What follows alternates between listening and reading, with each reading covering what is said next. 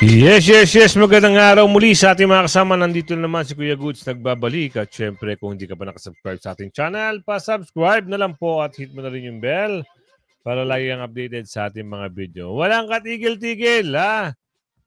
Pati itong reporter na si Miss Eden Santos, aba, mantakin nyo oh, pinatanggal. Pinatanggal nino ni PCO Under. Hindi ko alam, hindi ko sure. Pero sabi rito, bakit? Kasi nagtanong lang daw di umano ito si Miss Eden patungkol doon sa sinabi nito, ni Under, kung nasaan daw yung mga pinagawa. Wala raw mabanggit. No, nangyari. Siguro nabuwisit. Smiyo, bakit ganun kayo? Di kayo lumalaban ng pata, sabi ni Aling Ledesma. Pag nasusukol kayo, meron kayong banat. Hindi na ba kaya? Pero nakalike ka na ba? I-like mo muna yung video natin. At maganda yung pag-uusapan natin ngayon. Share mo na rin, ha? At kung bago ka pa lang sa aking channel, mag-subscribe ka na at hit mo yung bell. At i-bell all nyo para nakakatanggap ka ng notification. Ito na, pasok! Nagpadala ng liham ang Presidential Communications Office sa tanggapan ng Net25 upang hilingin na tanggalin sa Malacanang beat ang reporter na si Eden Santos. Grabe, no? Idinahilan umano ng PCO sa liham ang anyay paglabag umano sa coverage protocol ni Eden Santos nang lapitan si Pangulong Bongbong Marcos Jr. sa isang event sa Tarlac. Ayon sa ilang naitalagang mamamahayag sa palasyo, hindi mabigat na dahilan ang paglabag sa coverage protocol para alisin ang isang reporter maliban kung siya'y pinag-iinitan ng mga opisyal. Ilang beses na nag-trending sa social media ang palitan ng tanong at sagot nina Eden Santos at PCO Officer Claire Castro. Alam niyo bakit? Hindi kasi kinakaya nito ni Ander itong si Miss Eden kasi ilang trending na ito di ba?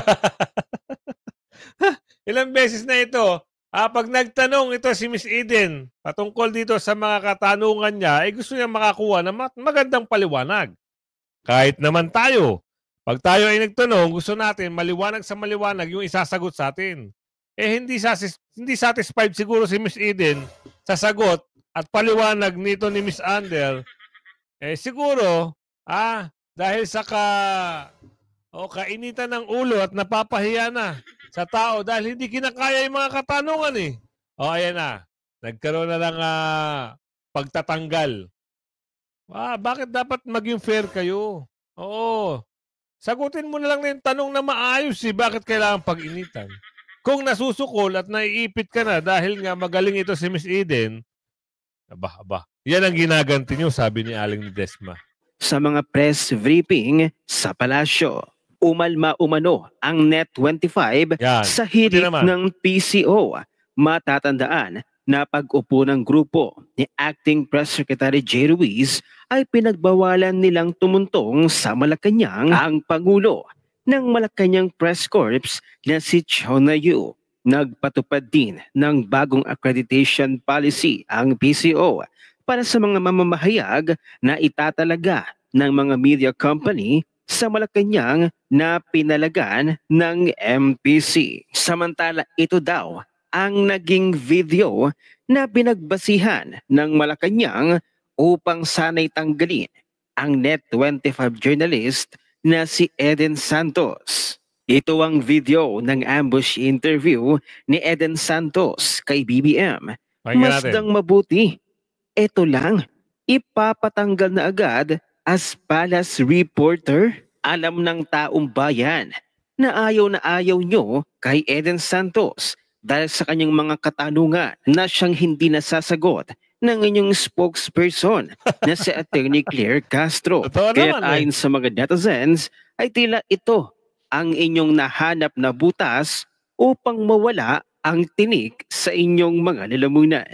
Ang tanong pa ng netizens, bawal ba ang ambush interview? Kasi dapat memorize ang magiging sagot ni BBM. Basahin natin ang naging liham ng Malacanang sa Net25. Dear Mr. Padua, Greetings from Malacanang. We hope that this letter reaches you in good health and in an even better disposition. Last Tuesday, June 25, 2025, President Ferdinand Bongbong Marcos Jr. led the destruction of billions of pesos worth of illegal DRUGs at the Clean Leaf International Corporation facility in Capas, Tarlac. While the event was successful, we have to invite your attention regarding the breach of protocol committed by your reporter, Eden Santos, who is also a member of the Malacanang Press Corps. Santos violated Media Advisory MA-25-109 in approaching the President directly, not once, but twice, even if there was already an assigned place for reporters and cameraman in the venue. Ganun talaga ang mga reporter. Kailangan makakuha ng scoop. Siyempre, kailangan nila makakuha ng tamang balita. Kung yung, yung mga itatanong sa inyo ng ibang yung mga reporter kuno, meron na kayo nakaprepare na sagot, pangit naman yun. Ang tawag doon is bias. Tama sa tama, di ba? Kaya ito si Miss Eden Santos, hindi naman to bias eh. Magaling nga ito eh. Dahil yung mga tanungan niya, talagang may laman. Hinahanap niya yung facilities na sinasabi niyo, asan na ba? Ituro mo ko sa lugar, pupuntahan namin. Sabi ni Miss Eden. Kung hindi nga doon nakalagay yung facilities na sinasabi, nako, ibig sabihin pagsisinungaling. Kagaya lang yan ng 5,500 flood control project na sinasabi na meron silang pinagawa. Nung nagbagyo, asa na kaya yung flood control? Nung bumaha, wala mapakita. Nabangga ng barko. Kaya ito, dinirekta ng tanungin. Hindi nakasagot. Ayan, pinag-initan. Sumulat pa doon kay Chief. Sumulat doon na pinapatanggal ito dahil daw while the event was successful, we have invite your attention regarding the breach of protocol committed by your reporter. Ganon? Ano yung na-breach doon? Wala naman siguro, Grabe naman ito. Tuloy. Strict courtesy and decorum dictate that when covering the president, a certain distance should be observed at all times. Makalang ka mo, pag nagtanong na may laman, hindi makasagot, baka gano'n na naman sagot. Kasi maraming nagsasabi, hindi raw kahit nga si Attorney Vic Rodriguez 'di ba? Halimbawa, in-interview at i-interviewin itong si Bungitngit, di si Attorney, nung nandun pa si Attorney Vic sa partido nila, sa side niya, si Attorney Vic ang tagapagsalita niya. Aminado siya. Pag in-interview daw yan, talagang wala. Wala talaga. Walang maiisip na sasabihin. Kaya siguro nagalit sila dahil nagtanong ito si Miss Eden. Sabi, dito, dahil daw sa protocol na breach of protocol. Wala tayong magagawa dyan. Sila ang hari ngayon. Sadly, this is not the first time that Santos has violated this rule. While we recognize the zeal and even the need for Santos to get a story from the president, we should also recognize the need for our reporters to observe and respect the rules specifically set to ensure the safety and well-being of the president. These rules do not apply to the media covering the president, but to all. It is in the light that we respectfully request that a new reporter be assigned to cover the president and the other government agencies inside Malacanang. Tigil na.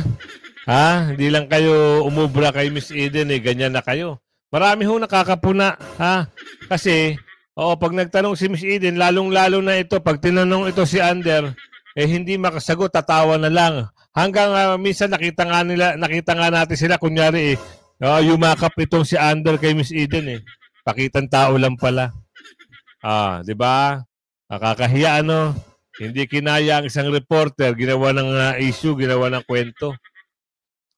Dito tayo, pahayag ng impeachment court. Ito na naman. hindi pa rin sila makamove on sa impeachment court na to.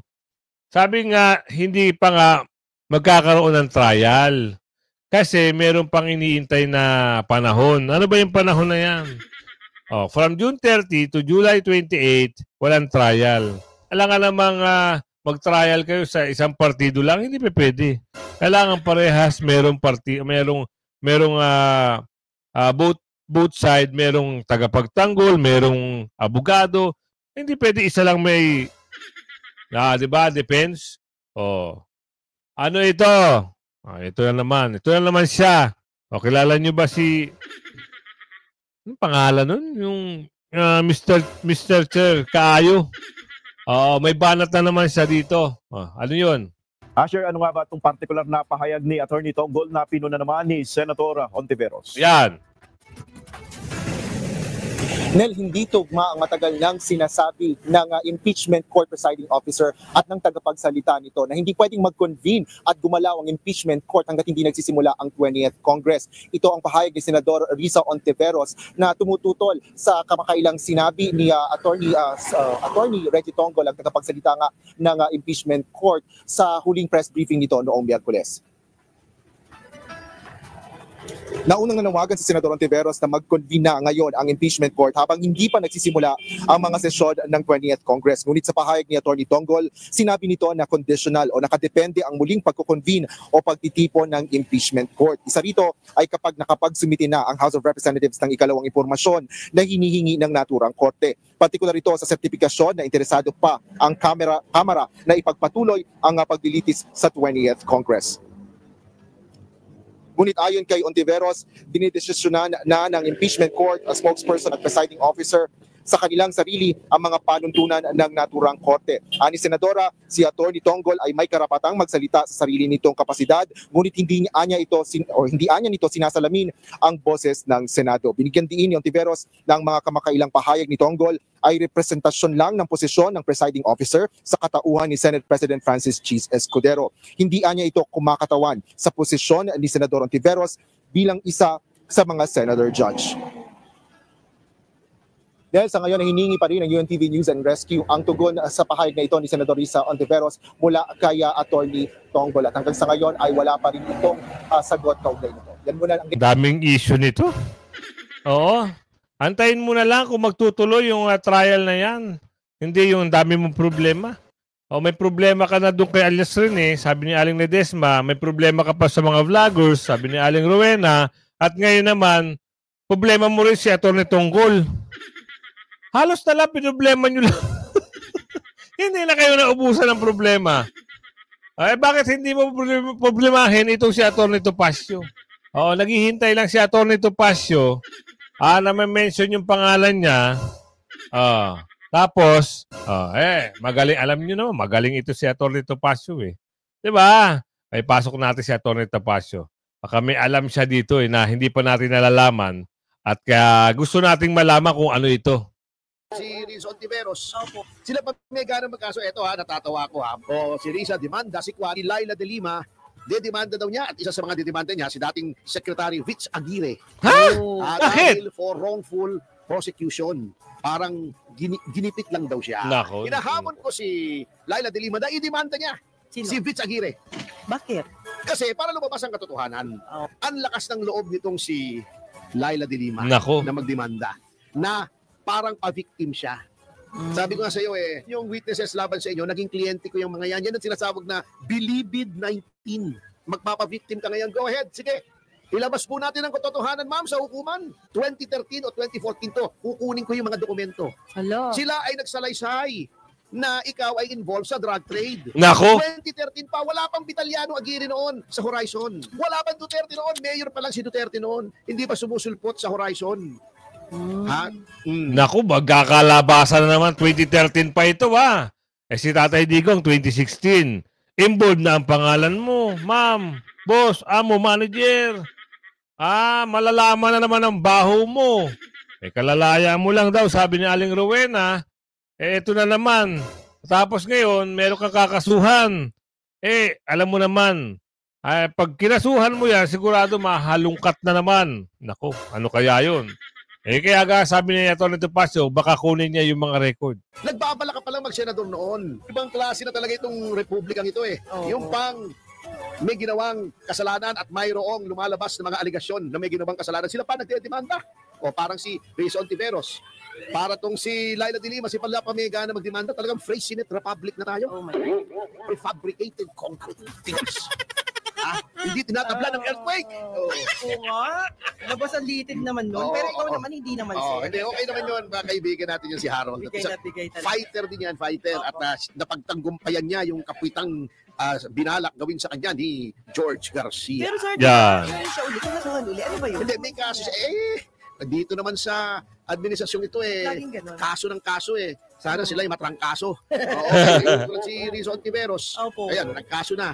Sila pa may gana magkaso. Ito natatawa ko Pero bago yan, bago natin makalimutan, isang happy birthday advanced. Hi. Kay Mr. Barton C, ang ating kaibigan na may-ari ng hottest club in town. Wow. Dance club ito, hindi ito yung nightclub na may naghuhubad Okay. Hindi tayo pupunta ron, hindi natin alam kung yun. Hindi pa ako nakakakita ng loob ng mga gano'n. Nababali-balita ko lang kay Victor yun Ay! Ano nangyayari doon Sige, ganun Nagkabulgara na. Hydro. Yan sa Quezon City. Hydro. Pinaka-class, pinakamaganda, pinakamalaki. Walang banda, pero dance Dance, music may lang. DJ, maganda yung DJ, Okay. cute yung DJ, promise. Maganda, babae. May babae yung DJ, oo. Ganun. Ayos yun. Anyway, ito demanda. Si Risa demanda, si Juan ito, natatawa ko. Si Laila de Lima, gusto niyang magdemanda ngayon kasi daw naabsuelto siya. Dedemanda daw niya at isa sa mga dedemanda niya si dating Secretary Vitz Aguirre. Dahil for wrongful prosecution. Parang ginipit lang daw siya. Kasi parang kinoach daw. Yung sinasabi niya, tinuruan daw yung mga witnesses. Yung parang ginagawa ba di umano ni Risa Ontiveros yung sinasabi ng mga witnesses na sila daw ay tinuruan. Yun ang gustong ipalabas o palabasin ni de Lima. Alam mo, eto naghahamon na rin tayo. Hindi naman ako hindi ko naman hamonin i-demanda tayo rito kasi madadamay siya Tony Rante. Hinahamon ko si siyempre siya yung manager Hinahamon ko si Laila de Lima na i-demanda niya si Vitz Aguirre. Bakit? Kasi para lumabas ang katotohanan. Yan. Unang-una, ang lakas ng loob nitong si Laila de Lima na magdemanda na parang pa-victim siya. Sabi ko nga sa iyo teka muna. Miss de Lima. Sinasabi mo malicious prosecution o wrongful prosecution. Yan hindi ko nabibigyan ng reaction mga kasama. Pakinggan nyo kasi ito, ang mas nakakaalam dito, si Atty. Topacio. Kasi meron na palang malalim o matagal na kaso na pwedeng halungkatin di umano. May record Wala pa si Tatay Digong, wala pa si eto na. Hindi ba ikaw nagdemanda kay GMA Yun. ng electoral sabotage? Naku. Di ba? Noon, Oo. Ano nangyari? Di ba absuelto? O di wrongful prosecution ka rin?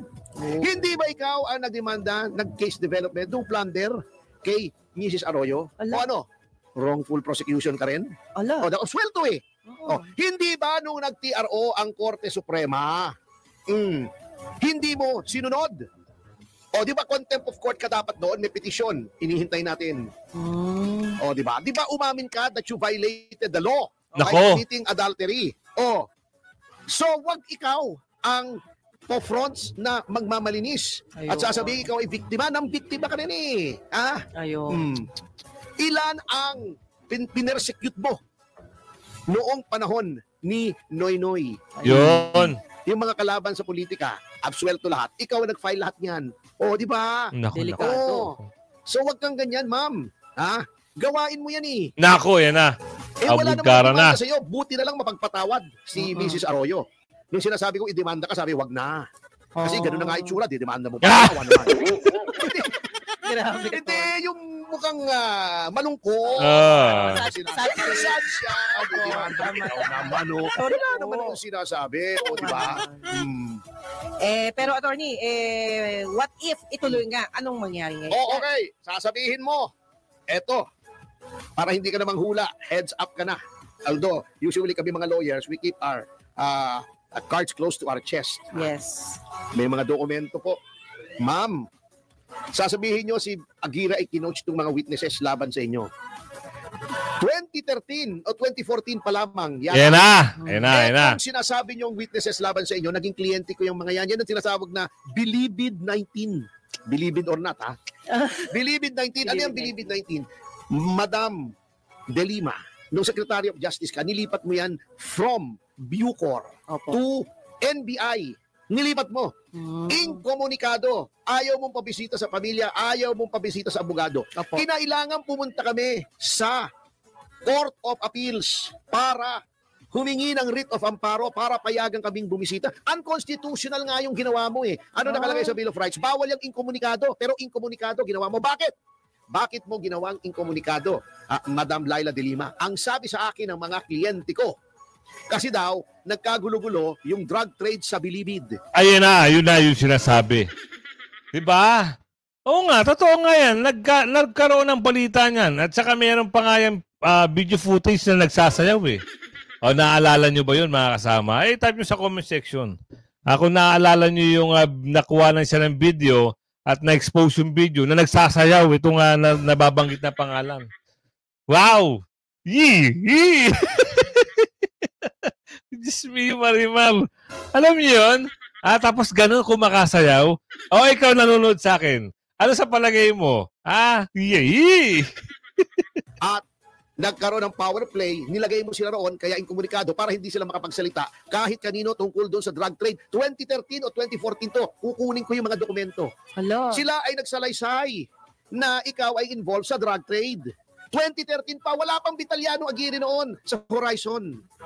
Ang si Vitaliano Aguirre noon ay kilala lamang yung nagtakip ng tenga noong impeachment trial.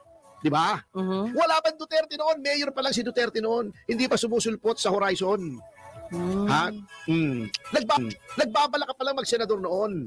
Bago sasabihin mo, kaya ikaw ay nag-manufacture ng witnesses, this very same witnesses, ay dahil ikaw ay senador, kalaban mo si Duterte, si Aguirre ang may pakana ng witnesses na ito. Hindi po si Aguirre.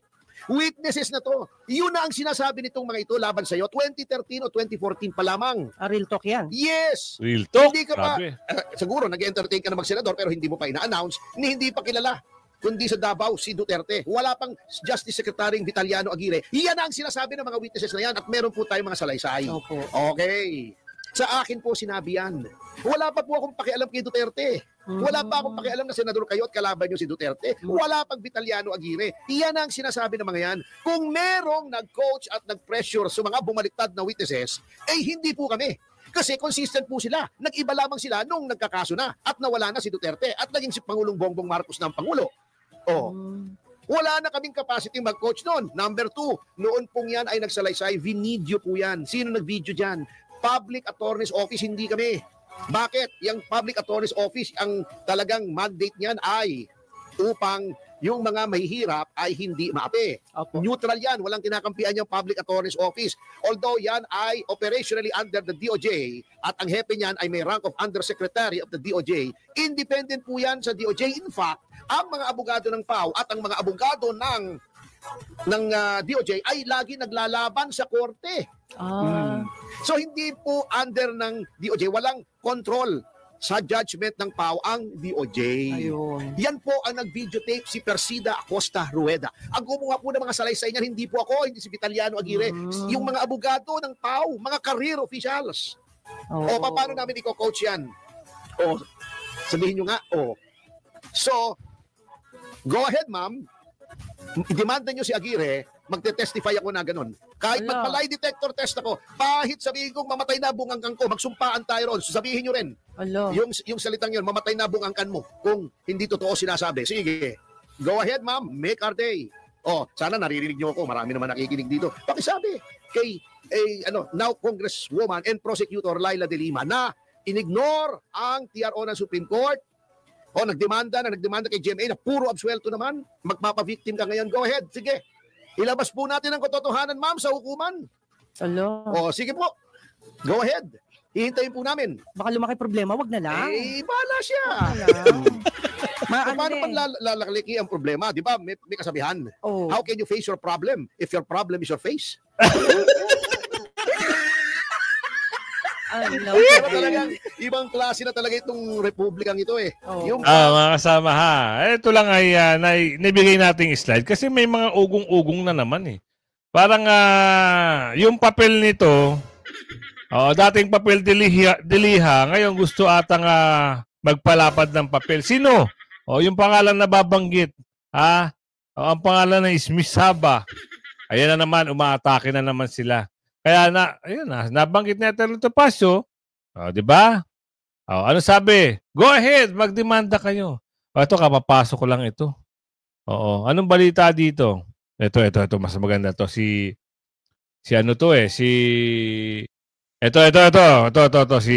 Attorney Sal, ha?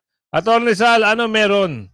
Gusto namin malaman kung ano na naman yung bagong balita dito kay Nangingitim. Naku, yun ang delikado. Pag ang ginawa mo ombudsman ay si Yan. Secretary Boying. Sorry, Secretary Boying. Magkaibigan tayo pero yung mga inasal mo, yung mga ginawa mo habang ikaw ay Secretary of Justice, talagang makikita na hindi ka magiging objective, hindi ka magiging fair, ikaw ay partidista. Hindi po pwede sa ombudsman ang isang kumikiling. Tingnan niyo yan si Ombudsman Sammy Martirez. Yan ang ideal na ombudsman. Wala siyang pakialam kung sino ang involved. Iimbestigahan niya yan at magre-resolve siya. Pero itong si Secretary Boying, nakita naman natin kung paano ang ginawa niya doon sa pagbibigay niya ng mga conclusion sa isang taong inaakusahan na wala pang preliminary investigation, so sabihin niya ng guilty. Kaya ang ginawa niya kay Bantag, yung ginawa niya kay Teves, yung ginawa niya kay Kibuloy, yung ginawa niya kay Duterte. Hindi po ba? Paano magkakaroon ng gandang takbo ng katarungan kung ang kagaya ni Secretary Boy ay maging ombudsman? Kasi ang ombudsman, dapat talaga yan, napaka-fair ka, matapang ka, wala kang takot, hindi ka maaaring pakiusapan, hindi ka maaaring bilhin, hindi ka maaaring takutin. Yan ang dapat na ombudsman. Bibigay ka ng mga pahayag, publisidad lang yon. Gusto lang magpakita ng galing. Nagpapaporma lang yan. Yan dapat hindi na iniintindihan.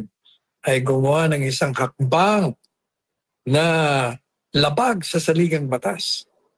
At yung kanyang binibigay ng batas na discretion ay aabusuhin niya. Yan yung bahay na sarili ni Ma'am Hanilet at hindi yung bahay na tinitirahan na kung saan yun ang pinundar ni dating Presidente Duterte.